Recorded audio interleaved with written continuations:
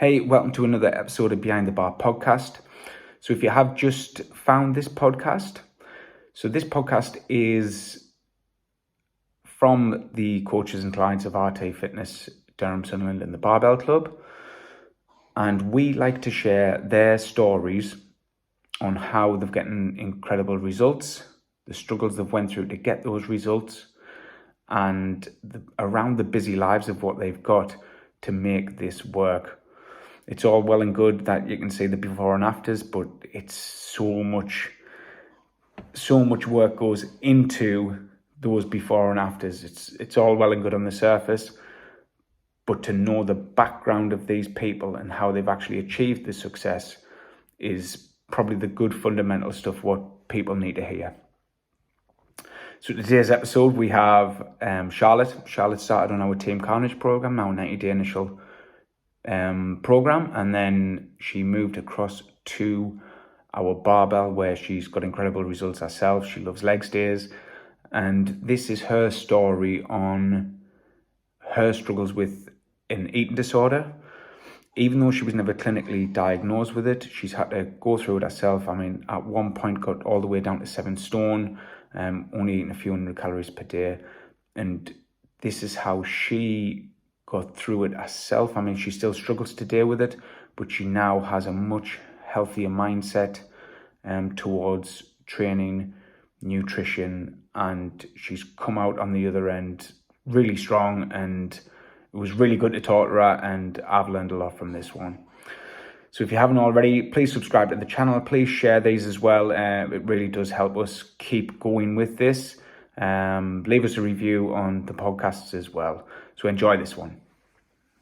Hello. Hello. Welcome along, Charlotte. So, who is Charlotte, and what's your work-life balance like to help you train, get in ×4 per week?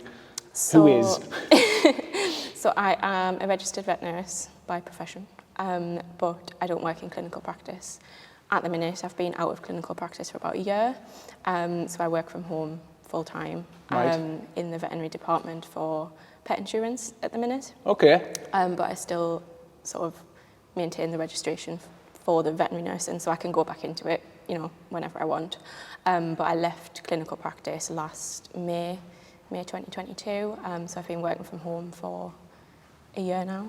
So does that help you get into your... Yeah, I don't know how I would have been able to do it as if I was working in clinical practice, because our shifts, we started and finished when we started and finished. It was impossible. There was no work-life balance, and I think that was probably one of the reasons why I sort of leaned towards leaving in the first place, because you can't have a life. Your entire life is the job. Probably quite similar to human nursing, I guess. It has a lot of similarities. Sometimes you're meant to finish at 6 p.m. and you'll get home at 11. and if you need to stay, you need to stay, because it's an animal's life. It's life or death sometimes. And so, saying... It's probably worse. Saying sometimes, I have to leave by this time. It's tough if something happens. You've got to be there. So, so I work from home now, and the work-life balance is much improved. Yeah, because I think within an actual nurse and humans, they've got a crossover, a passover. You don't? No. Depends where you work. If you work in sort of emergency out of hours or primary care during the day, but if sometimes you got some an animal that comes in just as you're finishing, and if that owner can't afford to refer, what do? You've got to fix it. So but it's quite an underrepresented profession. I think it's still not as well recognised for what we do in it. That's you. That's me. So how long have you been with us, and how are you finding it so far? Quite new, really, aren't I? I only joined in January, so still... Is that it? Yeah, it feels like I've been here the longest time, though.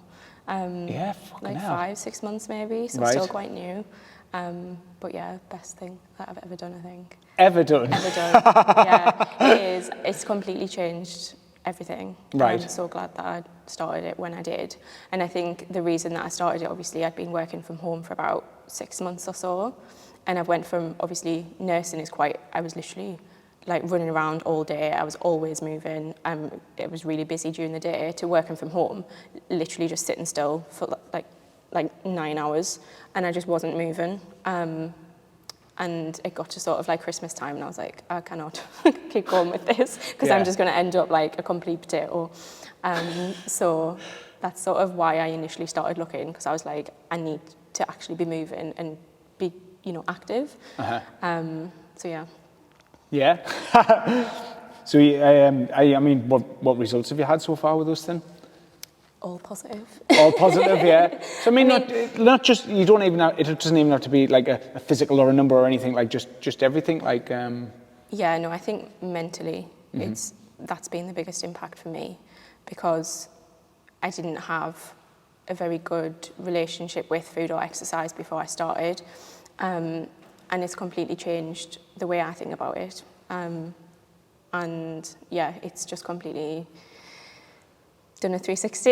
Yeah. So yeah, I'm really glad that I joined, and it's just like normal for me now. I can't imagine sort of going back to not training. Right. Even though it's only been sort of 5-6 months, it feels like way longer. And any time that I've had to like miss sessions and stuff, I'm just like, I don't know how I used to do this, just not do anything ever. Like, so yeah. What's your favourite exercise? Anything legs. Anything legs. Anything legs. Anything legs. Even lunges. I mean, it's the least favourite of the legs. Right, okay. So, obviously you wanted to come on here, I mean, about eating disorders, yeah. So like I said before we started, just tell me how and what you've went through, and obviously how you've overcome it and all the rest of it. And I'll just jump in with little questions of what I want to know as well personally, like, so just tell us what it was. And I mean, I think eating disorders is sort of a spectrum of, you've got normal eating, and then you've got clinically diagnosed eating disorders, and then you've got just disordered eating generally in the middle.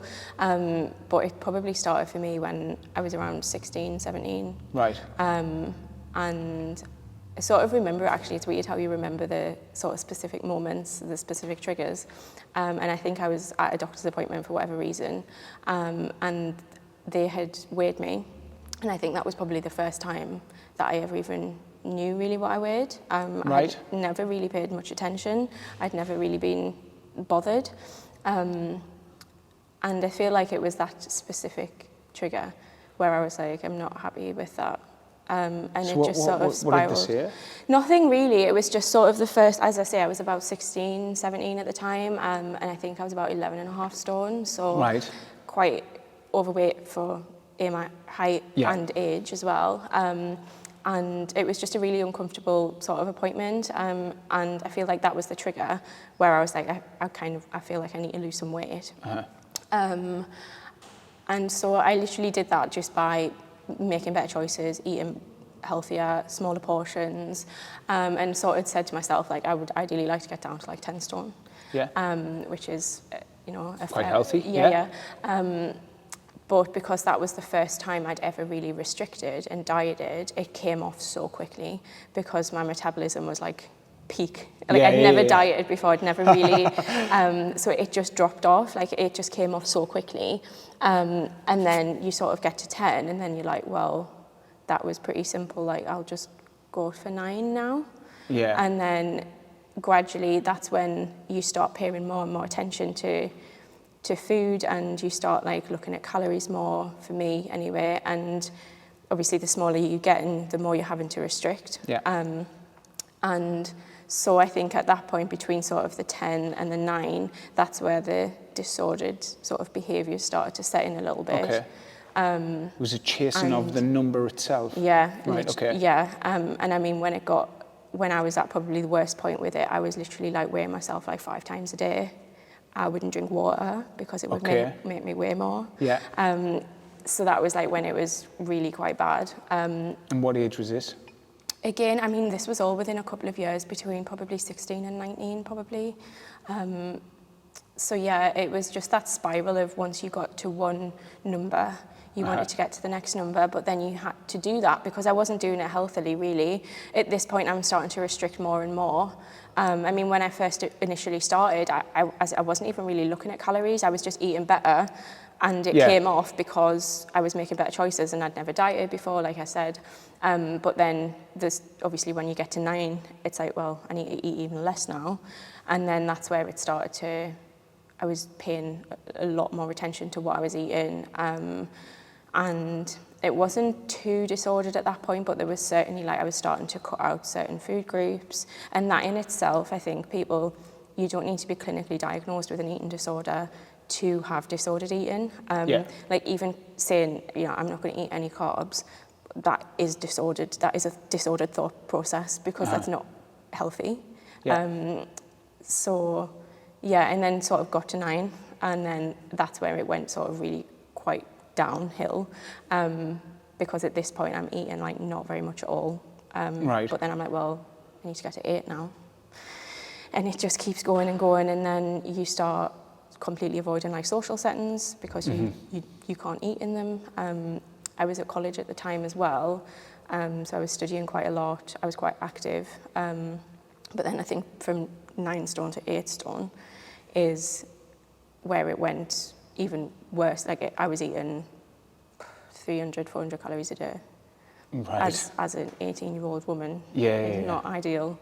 And yeah, you start noticing it yourself. Like I would try and skip meals completely, which in itself is disordered because you shouldn't do that. I would skip entire meals. I'd basically have like a piece of fruit through the day and then like a jacket potato or something. And that's it, all day. And again, obviously I'm still losing weight because I'm not eating anything. But also my body is like, please stop. And you start sort of like trying to hide behaviours from people. And I feel like as soon as you're trying to hide behaviours from someone, you know there's a problem. But did you know you were doing that at the time? Were you self-aware? I think at the time, when it got to that point, I knew, but I didn't know how to get out of it. I was just like, I was sort of trapped in it because my worst fear was seeing that number go back up again. So I was like, I don't know what to do now, and pretty much just have to continue like this because I can't see that number go up. Like that number was literally determined everything, which, I mean, again, that is a disordered thought process, the number on the scales, of course, you know, especially to the point of sort of weighing yourself 5 times a day is just ridiculous. And then I think the lowest, when I sort of got to the lowest point, I was probably just above 7 stone. And I was really not healthy at all. But the difficult part I found was I didn't necessarily look unhealthy. I just looked small.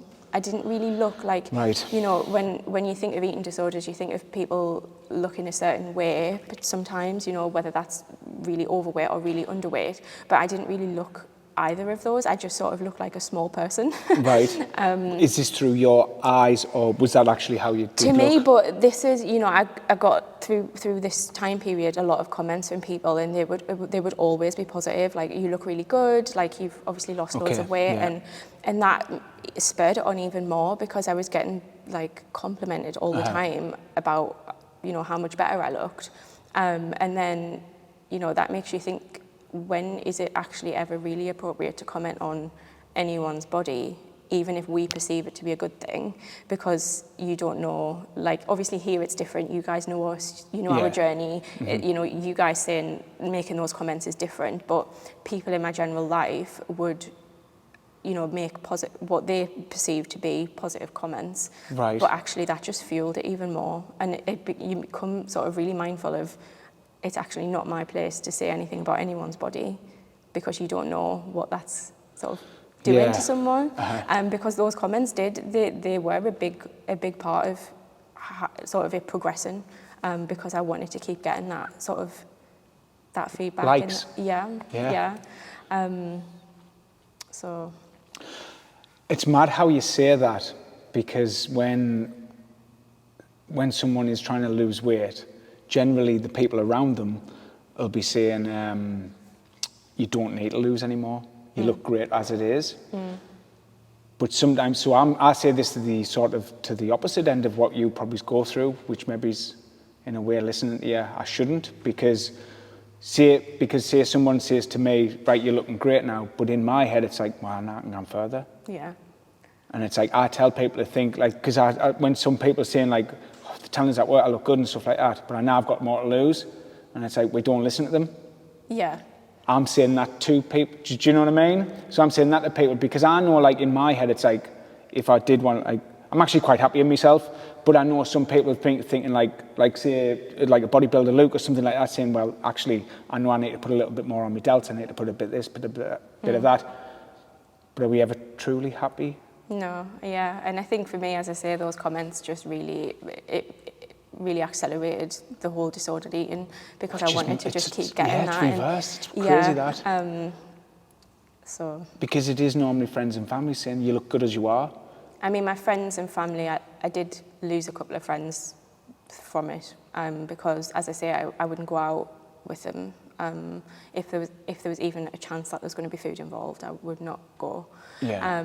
So I completely avoided. It's quite isolating because you sort of just, that's all you think about all day, every day is sort of not eating and food and your weight, and it's literally the only thought process. So there was a couple of friends that I did lose through it because I just wouldn't go out. I think my family obviously were aware. Probably the most I lived at home at the time. I lived with my parents, and I think they were concerned and they tried to sort of say that a couple of times, but I was just like, no, like, it's fine, I'm fine, like, everything's okay, because it's admitting it, isn't it? And I'd sort of admitted it to myself, but I didn't want to physically say it, that I had a problem, but yeah, my parents, they got quite, I think their response to it was sort of, they got quite angry because they didn't know how to sort of deal with it, yeah. And I couldn't, I mean, when it was sort of the worst that it got, I literally pretty much, I went to college and I came home and I literally just had to go to sleep because I physically couldn't, I had no energy. And there was, I think, sort of the day that I realised this needs to stop somehow is I was sort of walking home from college and I literally just had to sit down on the pavement because I couldn't walk anymore. And this was literally not very far. But like my vision completely went, I couldn't really see. And I was just like, I just had to sit down in the middle of the street because I would have fell down if I didn't. And I think at that point I was like, this isn't good, this needs to stop, or I'm going to end up really unwell. And I think that was the moment where I was just like, I'm going to have to just try and start. But I mean, through all of this, I never was clinically diagnosed with an eating disorder because I didn't go and get the help for it, which I should have. But I never actually went to the doctors and said, I've got a problem. So coming out of it, I literally just had to pull myself out of it. And it was not fun because as I started to eat more, obviously you start to see that number go up. And that is such a battle. But I was like, I'm going to end up in hospital if I keep going. And this sounds as though it's all by yourself. Yeah, literally. No one knew about it. None of my friends knew, really. My family sort of were aware that I'd lost a lot of weight, but not necessarily aware what was going on in my head. And I hadn't obviously got any help clinically. So it was just very lonely, very isolating. And trying to pull yourself out of it when you don't have any support network. And just knowing that you have to eat. I'm going to have to. You have to do the thing what you don't want to do. Yeah, but then that almost went into the opposite end of it where you start sort of like binge eating because my body had been restricted so much for so long, for years. It got to a point where then I would not eat anything for days and then eat to the point of being physically uncomfortable. Like I was in physical pain, but obviously that is what binge eating is you do it in sort of these cycles, and that was just as disordered. Like I was eating, but not, again, it was still disordered, and it was like I physically couldn't stop myself because my body was just like desperate for food.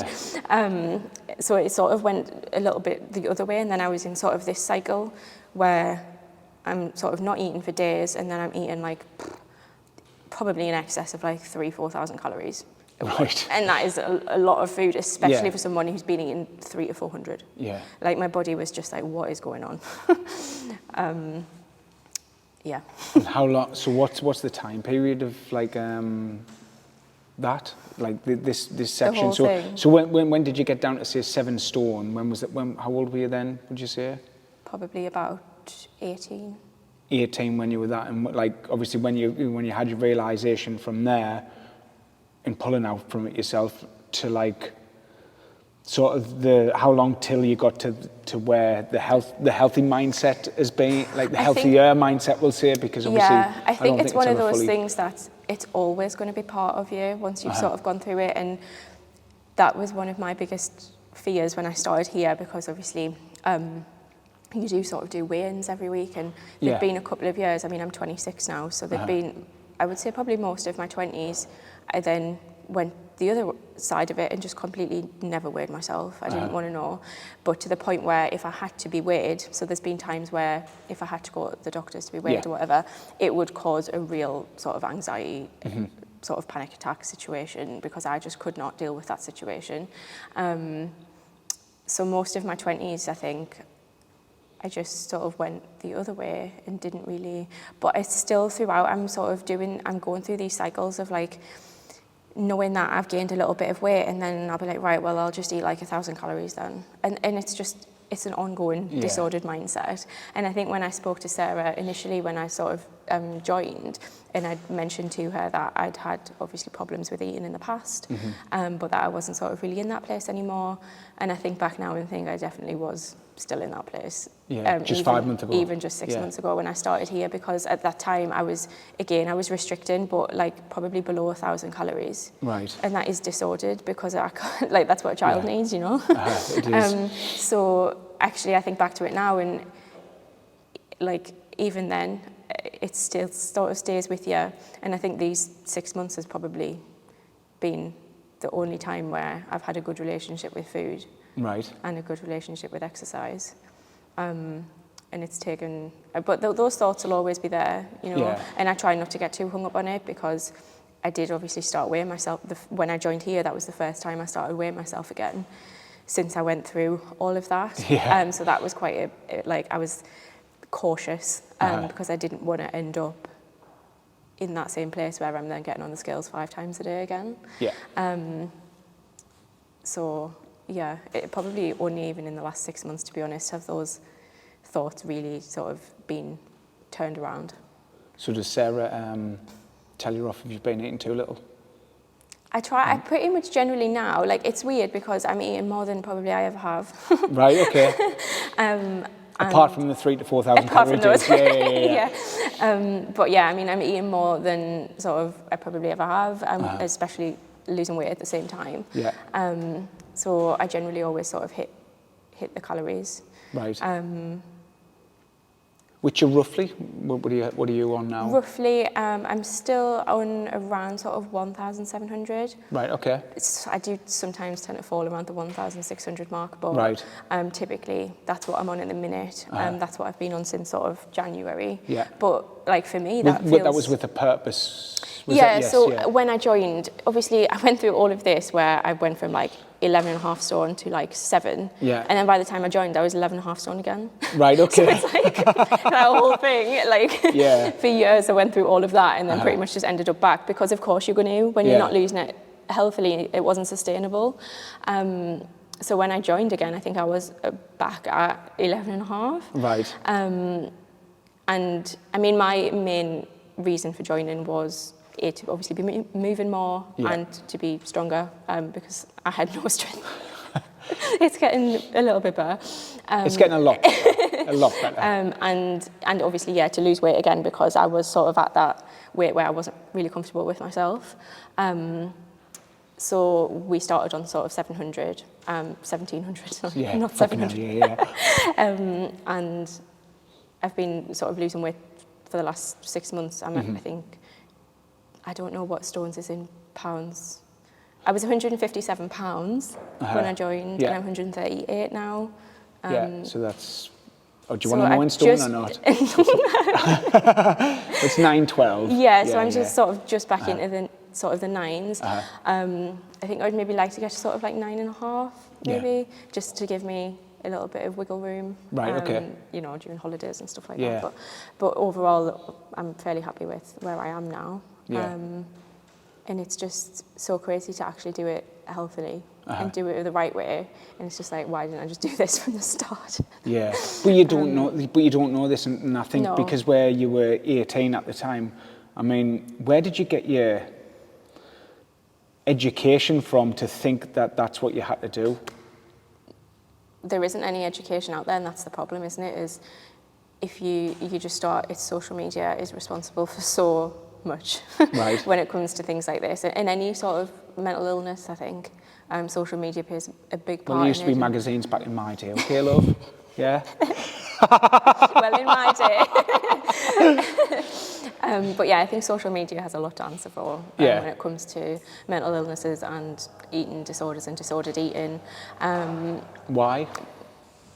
Because you're sort of just subjected to, I mean, obviously you follow who you want to follow, don't you? But you sort of subjected to people who you think you want to look like. And if those people are like smaller than you or whatever, and it becomes a bit obsessive, doesn't it? That you want to always be anyone else other than just who you are. Yeah. So But we have the power to not follow them. I know, yeah, but when you're sort of young as well, in sort of teenage I suppose, years, it's, you know, it's a lot for someone who is quite young and impressionable. So Instagram will have been around for when you were 17, 18? Yeah.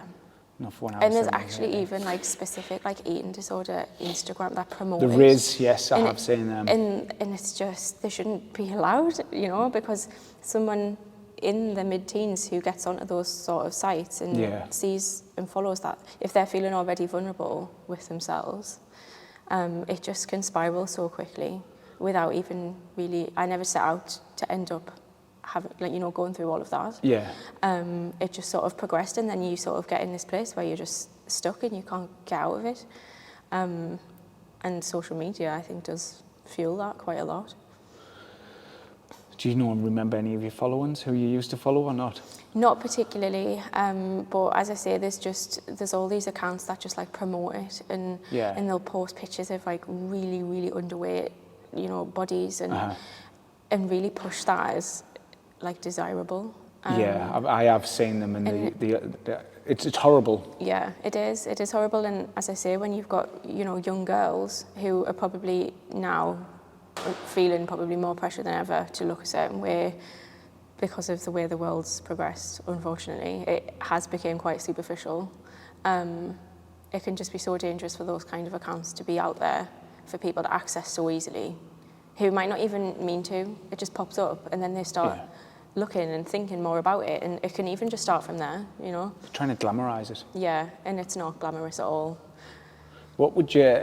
So there's that end, but over the last few years, they've also tried to glamorise big is beautiful. What do you think of that? I think that came about, didn't it? And it was all trying to sort of, it was around sort of body positivity and not, and trying to, you know, have different bodies accepted for whatever they were, but then people obviously took that as promoting being unhealthily overweight. And I think both of them are, you know, both of them aren't healthy. Whether you're extremely underweight or extremely overweight, neither of them are healthy. And that's not to say you can't be, it's not that you can't be body positive, but I feel like the only thing that should be promoted on social media is being healthy and fit. And not just one extreme being or the healthy other. in general, isn't it? It's not. And that looks different for everyone. Well, not exactly. Everyone, you know, everyone doesn't look the same. What's healthy for me wouldn't be healthy for someone else, and vice versa. So I think, but that's I think that sort of came about as a response to potentially all of those other accounts that were promoting underweight, and it's just like, but that's not fixing the problem, because we're still not focusing on what we should be doing, which is just being healthy. So what does your food, obviously going from apple and jack potato, what's your daily food look like now? I mean, I won't skip meals anymore. That's obviously one of the, I would not have any really, but I don't skip any meals. I'll always have breakfast, lunch, dinner, and obviously since joining here, like even before I joined here, like I didn't know how much of what I should be eating, like protein. It was, I didn't know anything. So now, obviously, I have a lot more knowledge about what I should be eating. I do typically try not to eat sort of meat and dairy. Before I joined, I was sort of like vegan for 7 years. Okay, oh, fucking hell. So you were vegan as well? I was vegan after. After, okay, right. Afterwards, So, yeah. right. And I do still try and follow that predominantly where I can. But yeah, as I say, I pretty much always hit the calories now and try and hit the protein. And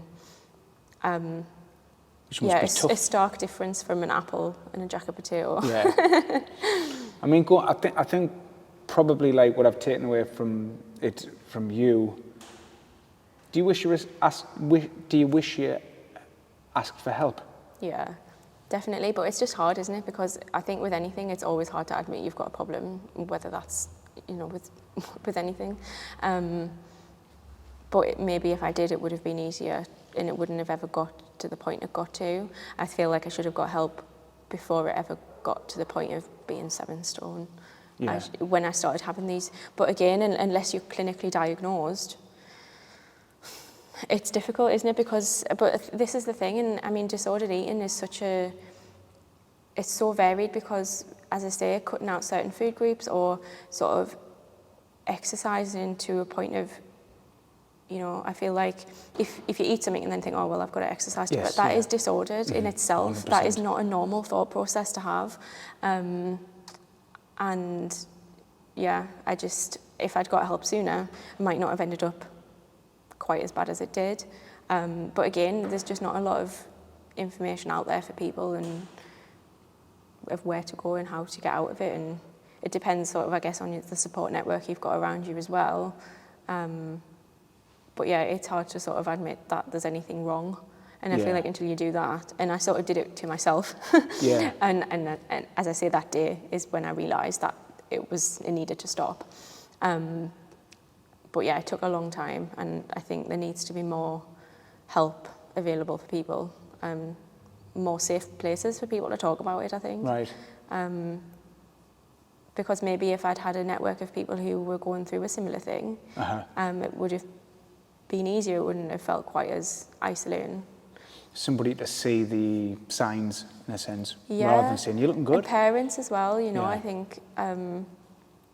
I have kids myself, but I think when you're having teenagers and things like that, I think to be just even mindful of these things and pay a little bit closer attention. And as I say, I think my parents' response was sort of quite an angry one, but because they didn't understand what was going on, and I don't blame them for that because I didn't really understand. But maybe if sort of parents and people in educational teachers and things like that are more aware of these problems and can pick up on them and then have the right channels in place to get them the help that they need. It seems as though you've had a fucking strong mindset though to get through it yourself. Yeah. Which is like very admirable. Admirable? Is that how I say it? Admirable. Yeah, very admirable. Yeah, fuck's sake. To get through that, hats off to you, like that, especially just because you're just locked in your own head all the way through that even now. Yeah. I mean, obviously you've spoke to us about it today. Yeah. But for all that time frame of just being locked in your head, but actually managed to get through it, and you're healthy, and you look mint, and and your strength's going up, and you never seem to be like flagging in the sessions, fainting outside or anything like that. Maybe sometimes after the prowl you might have felt like that. But do you know what I mean? Like you seem in a good place with it all. So last question. So I normally say what would you say to someone wanting to live a healthier, linear lifestyle? But probably just a healthier lifestyle. So what would you say to someone wanting to live a all-round healthier lifestyle in a way? To just do it properly from the start. Just do it properly. Don't try and do it yourself if you don't know what you're doing, because that's how you end up going sort of into these places. Because I didn't have anyone around me to advise me any better. And I think there are professionals in this industry for a reason, because they know what they're doing. Yeah. And as with anything, if there's someone like you guys, obviously are professionals at what you do, the same way as I'm a professional in veterinary, and I think if you're starting out and you don't know where you're going with it, and the wrong mindset to have is, oh, well, I'll just eat this many calories. Because then what happens when you don't see that scale move, which quite often you don't for a couple of weeks, you know, then they'll probably drop them, and they'll keep dropping them. And then where does that end, you know? And then you can't live eating 1,000 calories for the rest of your life.